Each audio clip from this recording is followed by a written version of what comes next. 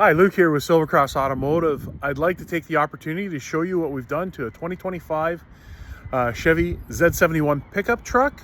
We've added power running boards, a left foot accelerator, and a bed slide for our client. Let's have a look. So here's the pickup truck. You'll see that the running boards are nicely tucked up and hidden. You open the door, they power out. You can faintly see that it does have some lighting for nighttime so you can see. We've also put the on-off switch out of the way, hidden so people can't accidentally bump it. I'll go around to the passenger side so you can see. Side is in because no door has been opened. We now open the door, and again you can see the light fade of blue here, which are the night lights, so somebody can see when they get in. And once you shut the door, it closes. And then at the back, open the tailgate, bring it down. He's got a nice slow lowering tailgate. Here's the bed slide. Squeeze the trigger, you'll pull it out. There is multiple locking positions. That's one. Pull it again. Pull it all the way out. This bed slide has a 2,000 pound capacity. Squeeze the trigger again, roll it in, secure it, and it locks in place once it's in the truck. Then close the tailgate.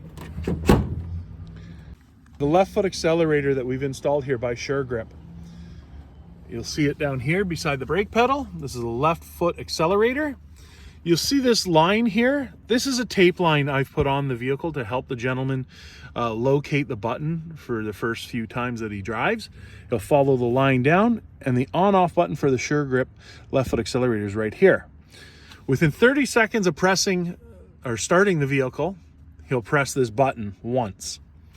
If it takes longer than 30 seconds because he's talking with somebody on a phone call, he then presses this button again 3 times and it will activate.